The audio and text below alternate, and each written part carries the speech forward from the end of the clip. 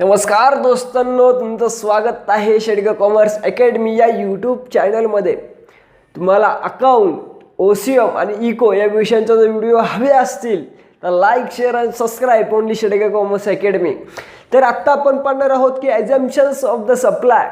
ॲझम्पशन्स म्हणजेच की काय की गृहीतक की ज्यांच्यावरती संपूर्ण लॉ अवलंबून आहे असे काही घटक। मग ते घटक कुठले आहेत की ज्यांच्यावरती हा लॉ ऑफ सप्लाय अवलंबून आहे, तर त्यात आपण पाहणार आहोत। सुरुवातीला आहे cost of production is unchange.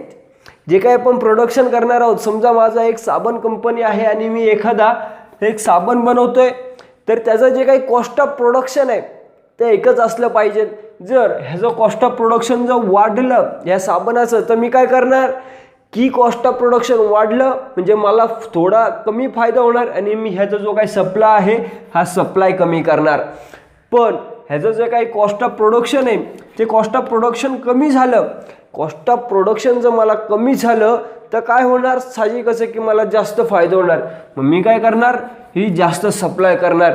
मग त्यामुळे हे जे काही तुमचं कॉस्ट ऑफ प्रोडक्शन आहे, माझं जे काही साबण बनवण्याची जी काही कंपनी आहे त्या कंपनीचा जो काही साबण बनवण्याचं जे काही कॉस्ट आहे 3 रुपये असेल कॉस्ट, तर मी कितीला विकेल तो 5 रुपयाला। जो काही माझी जी काही साबण करण्याची माझी कंपनी आहे, माझ्या साबण करण्याची किंमत आहे 5 रुपये, त्याची कॉस्ट ऑफ प्रोडक्शन होती 3 रुपये, तेव्हा मी किती साबण विकले, 1000 साबण विकले।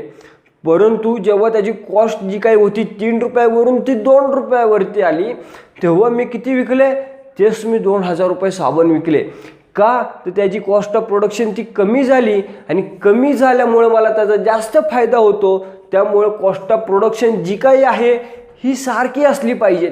जर कॉस्ट ऑफ प्रोडक्शन कमी झाली तर तुमचं सप्लाय खूप मोठ्या प्रमाणामध्ये वाढतो आणि जो कॉस्ट ऑफ जो काही तुमचं प्रोडक्शन आहे ते जर वाढलं तर तुमचा सप्लाय हा कमी होतो। त्यामुळे तुमचं जे काही कुठलंही तुमचं प्रोडक्ट असेल त्यावरचं जो काही तुमचं प्रोडक्शन जी काही कॉस्ट असेल ती तुमची सारखी असली पाहिजे।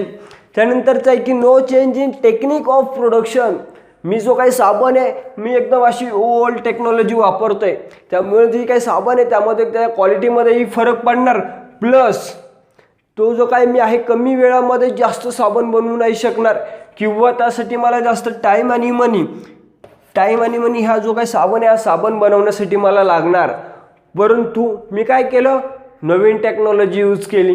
मग नवीन टेक्नॉलॉजी यूज केल्यामुळे काय, माझा टाईमही वाचला आणि माझा मनीही वाचला। त्यामुळे कसं होतं, जेव्हा मी नवीन टेक्नॉलॉजी एकदम भारी वापरली, मग त्यामुळे माझी जी काही प्रोडक्ट होतो, जो काही साबण माझी जी काही बनवण्याची कंपनी जी काही होती त्यामध्ये एक त्याचं जी काही क्वालिटीही वाढली, वेळही वाचला आणि ह्या सर्व गोष्टी झाल्यामुळे मी जास्तीत जास्त सप्लाय करू शकलो। परंतु जी काही माझी ओल्ड टेक्नॉलॉजी होती तिने मला खूप जास्त प्रमाणामध्ये वेळही लागायचा आणि पैसाही लागायचा। त्यामुळे मी काय करायचो, जो काही मी साबण सप्लाय करायचो तो कमी क्वांटिटीमध्ये करायचं आणि त्यामुळे त्यांनी दिले की no change in technique of production.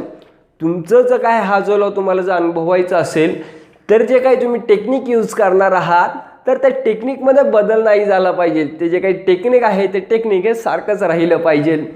त्यानंतरचं आहे की गव्हर्नमेंट पॉलिसीज रिमेन सेम। असा जो काही व्यवसाय होता ह्या व्यवसायामध्ये सरकारने मला नुसतेच टॅक्सवर टॅक्स लावले। मी बिचारा कुठं माझ्याकडे एकदा आत्ता स्टार्टअप केलं मी आणि त्यावर सरकारचे एवढे मोठे टॅक्स माझ्या अंगावरती येऊन पडले, मी बिचारा तिथंच गार झालो। मग त्यामुळे माझं काय झालं, कॉस्ट ऑफ प्रोडक्शन वाढलं। कॉस्ट ऑफ प्रोडक्शन वाढल्यामुळे मी काय केलं, सप्लाय कमी केला। म्हणजे टॅक्स पॉलिसींनी वाढवल्यामुळे डायरेक्ट सप्लायवरती फरक पडला का नाही। त्यामुळे त्यांची गव्हर्नमेंटची जी काही पॉलिसी आहे ही पॉलिसी ही सारखीच राहायला पाहिजे, म्हणजे त्या गोष्टीचा सप्लायवरती इफेक्ट पडणार नाही। त्यानंतरचा पुढचा आहे की नो चेंज इन ट्रान्सपोर्ट। माझं संपूर्ण ही XYZ एक फॅक्टरी आहे आणि मग मला इथे समजा माझं मार्केट असेल, मग मला ह्या मार्केटपर्यंत येण्यासाठी असं गाडा करत मला इथं मार्केटपर्यंत पोचायचं आहे। परंतु जी काही प्रोडक्शन कॉस्ट त्यांची जी काही त्यांची ट्रान्सपोर्ट आहे, बरोबर, ट्रान्सपोर्ट जर चांगली असेल तर मी लगेच झप लगेच मार्केटपर्यंत पोहोचणार।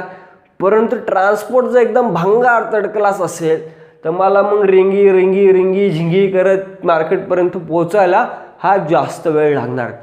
त्याचप्रमाणे जर माझं जे इथे ट्रान्सपोर्ट कॉस्ट जो काही आहे, हा ट्रान्सपोर्ट कॉस्ट जो खूप वाढला तर माझा प्रोडक्शन कॉस्ट वाढणार, आणि जर प्रोडक्शन कॉस्ट जर माझा वाढला तर माझा जो काही जे काही प्रोडक्ट त्याच्यावरती खर्च वाढणार माझा, आणि त्यामुळे मी सप्लाय कमी करणार.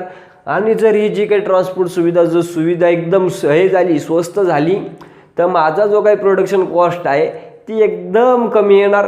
त्यामुळे मला जास्त फायदा होणार. माझं प्रोडक्शन कॉस्ट कमी झाल्यावरती मग मी जास्त सप्लाय करणार. मग त्यामुळे हा जो लॉ अनुभवायचा असेल तर तुमचं जे काही ट्रान्सपोर्टचं जे काही कॉस्ट आहे, हे कॉस्ट हे एकसारखंच राहिलं पाहिजे, ह्याच्यामध्ये बदल झाला नाही पाहिजे. त्यानंतरचं आहे की नो फ्युचर एक्सपेक्टेशन. आपण पाहतो की काही लोक काय करतात, ह्याला बाजारामध्ये एकदम भारी असं प्रोडक्ट आले, अरे थांब रे दोस्ता, रामेशाम्या थांब रे, 2 महिने थांब, बघ त्याची प्राईस एकदम खाली येते, मग आपण घेऊ. अरे नाही रे, 2 महिने अरे तुला माग होणार रे, आपण काय करू आत्ता झपाझप घेऊ, म्हणजे आपल्याला नंतर एकदम आपली चांदी, मग आपण नुसतंच प्रोडक्ट खरेदी करतो. मग हे असं करायचं नाही सप्लायमध्ये. जर काही वेळेस कसं होतं की काही लोकांना वाटतं फ्युचरमध्ये प्राईस कमी होईल जास्त होईल, कमी होईल जास्त होईल, मग ते काय करतात, सप्लाय कमी जास्त प्रमाणामध्ये करतात. ह्या जर तुम्ही फ्युचर एक्सपेक्टेशन ठेवता, जर तुम्हाला लॉ ऑफ सप्लायचा अनुभव व्हायचा असेल तर हे जे काही फ्युचर एक्सपेक्टेशन आहेत हे तुम्हाला हे टाळलं पाहिजे. आणि हे जर तुम्ही जेव्हा सर्व गोष्टी जेव्हा अप्लाय होतात, जेव्हा ही जी काही गृहीतकं जेव्हा हे होतात, म्हणजे एकत्र पद्धतीने जेव्हा होतात, म्हणजे जेव्हा तुमचं कॉस्ट ऑफ प्रोडक्शनही तेच राहतं, तुमचं जे काही टेक्निक ऑफ जे काही प्रोडक्शन आहे तेही तेच राहतं, त्यानंतर गव्हर्नमेंट पॉलिसीही तेच राहतात, त्यानंतर नो चेंज इन ट्रान्सपोर्ट, तुमचं ट्रान्सपोर्टचा कॉस्ट आहे हा कॉस्टही तुमचा सारखाच राहतो. नो फ्युचर एक्सपेक्टेशन नसतात, तेव्हा तुम्ही खऱ्या अर्थाने हा लॉ ऑफ सप्लाय हा अनुभवू शकता. आणि हे जे सगळे गोष्टी असतील तरच हा लॉ ऑफ सप्लाय ह्या गोष्टींवरती आधारित आहे.